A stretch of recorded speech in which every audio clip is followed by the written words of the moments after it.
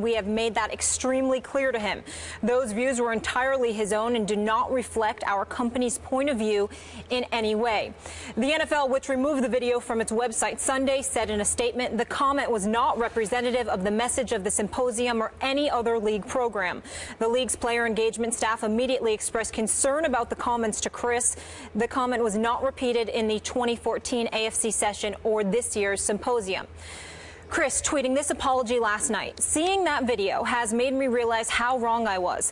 I was brought there to educate young people, and instead I gave them very bad advice. Every person should take responsibility for his own actions. I'm sorry, and I truly regret what I said that day. Stephen A., what's your reaction to CC's comments?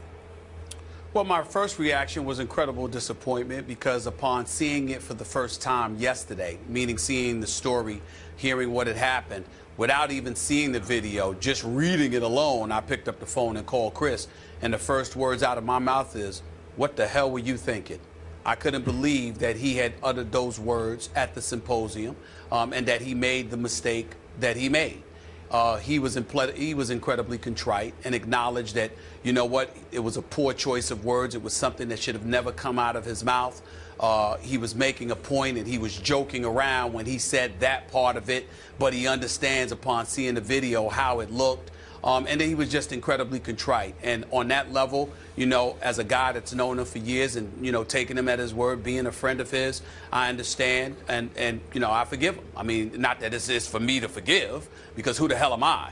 But I will say to you that he did appear incredibly contrite.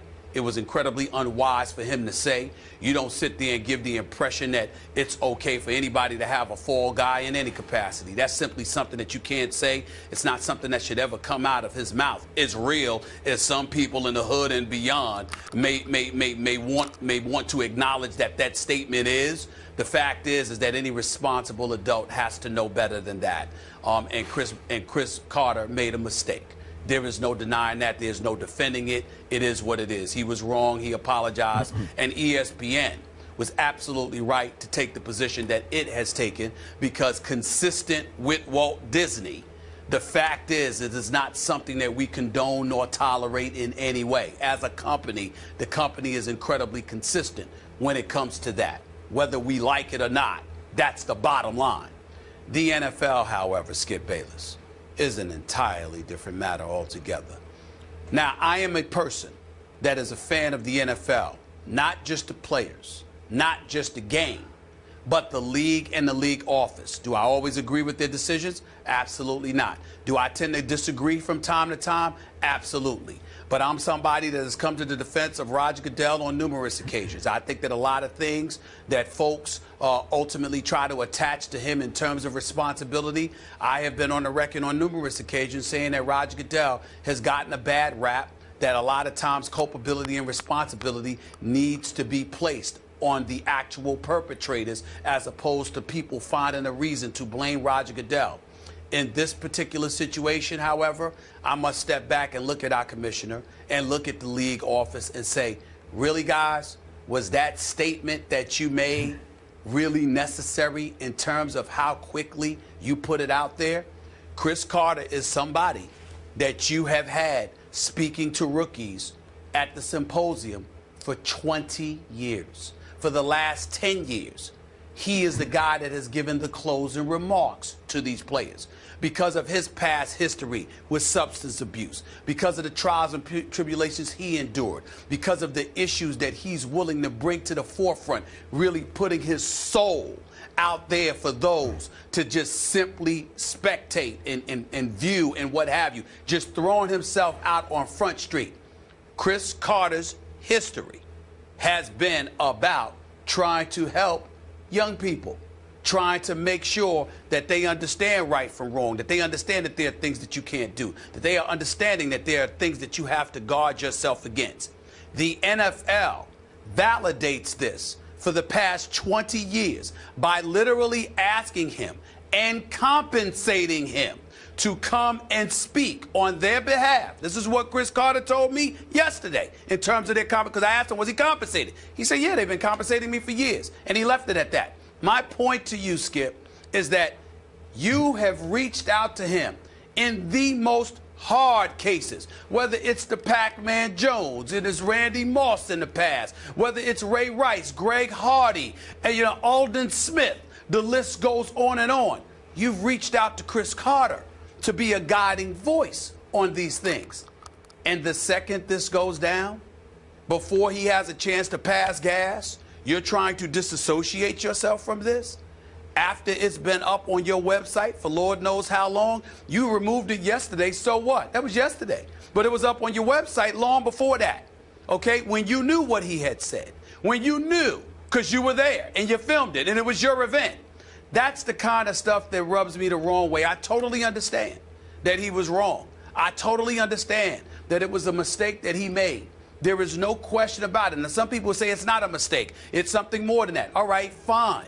But at the end of the day, when you consider this man's work in the community and how he has reached out to help young people, troubled young people, time and time and time again, spanning 2 decades, to the point where the NFL has reached out to him in that span and compensated him in some way, shape, form, or fashion to do just that, to so quickly just disassociate themselves from him, is incredibly unfortunate.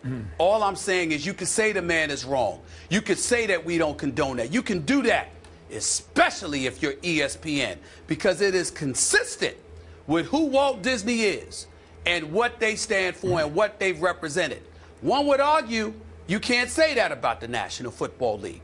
One would argue that Cris Carter has been damn near a paragon of virtue for the National Football League. Something that they have validated by reaching to him for assistance. And the second he slips, you wash your hands. Yep. I find that to be incredibly unfortunate. I really do. The problem with everything you're saying is it wasn't the second he slipped that the NFL did this to him. Oh, yeah. They posted this video more than a year ago, and it rode on their website for more than a year. And I want to say, I don't know Cris the way you know Cris, but I know Cris. And I like the heck out of Cris. And that's why this is hard for both of us here. Obviously, he stepped completely over the line after he started out with incredibly powerfully positive remarks, if you watch the video. Then we know Cris, I guess he tried, I'm guessing here, tried to get a little too real, and he completely undercut the right side of his message with the wrong side of the message. But here's my issue.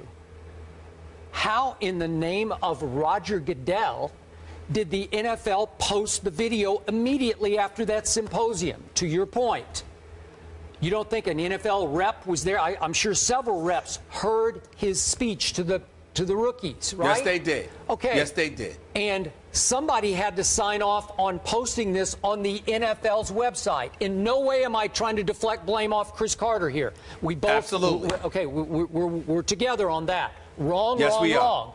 But also wrong was the National Football League showing once again astonishing insensitivity. This league, once again, on this issue, is so completely out of touch that they posted this video and said, here, really? You did? So now, I was supposed to believe all through the Ray Rice ordeal that the National Football League was not able to acquire the elevator video shot at the hotel of Ray Rice, and we all know what happened. And the NFL claims it saw the video when we all saw the video, when it was released publicly. What? I'm not buying it. I'm still not buying it. But you couldn't acquire that video, but you could post this one on your website, not just on YouTube, on your website, and let it ride for more than a year until yesterday, when thanks to a Chris Borland interview in which he mentioned something about, in the context of he did not like that remark from Cris Carter, that kind of advice, and he's obviously retiring from football after a year, then somebody had the foresight to say, gee, maybe we should go back and check. Oh, he said that? And it's brought to the NFL's attention, we're out. Oh, we distance ourselves from those remarks. Well, you didn't distance yourself from those remarks a year and something ago because they were in June of 2014. Really? It was June of 2014, and they're quick to say that he didn't utter those remarks in you know, the following year, whatever. My point is that means you brought him back again, didn't you? Which means you didn't really have much of a problem with them. So let's take a moment to pause and ask the rhetorical question of why you didn't have a problem with them. Because you understand that overall, his message, not on that particular day pertaining to that particular issue, but for the most part, his messages over years, over decades, has resonated, not just because of his life story, but because of his presentation, his delivery, and his relatability to the individuals you may have coming into the league. Now, if we're going to be real, and this is one of the reasons why I was even hesitant to broach this subject, because, Skip, I got to tell you something. One of the things that I'm getting tired about in this profession is that there's a level of rawness and realness that we can't seem to bring. And if you can't bring it, then a lot of people better ask themselves this question: what the hell's the sense in talking if you can't be real? Here's the real with this Cris Carter situation. That particular comment was wrong and irresponsible. There is no way that should have come out of his mouth. But it is a scintilla compared to the overlying message that he has religiously delivered and presented over decades, to one class after another, to one NFL player after another, to one culture consistently after another. This guy is in a position, and the reason why they asked him to do it is because his experiences and his presentation and delivery gives him a relatability to the incoming individuals that others may not have. And yes, Cris Carter's message didn't necessarily relate to Chris Borland and his experiences. Unfortunately, I'm going to repeat this. Unfortunately, it related to some other dudes coming into the league. And that's what Cris Carter was trying to do. I can't defend him choosing to say that, and he knows that. He knows it's indefensible. Damn well can't do something like that. No question. But for the NFL to sit there and to wash its hands like that, essentially throwing him under the bus, I find that incredibly disappointing. I really, really do. They're not Walt Disney. The NFL is not Walt Disney. Hopefully the NFL can turn this into a positive and spin it forward. Maybe everybody can find a designated driver in their crew moving forward. That could be the message. Coming up, Terrell Suggs welcomed back Sam Bradford to football with a nice hit. Was it dirty, though? We'll get into that coming up. Plus, it's always a good week when you start with friend of the show, Lil Wayne, in the building. Check out all of today's topics by going to Instagram right now and check out our rundown. And he'll be with us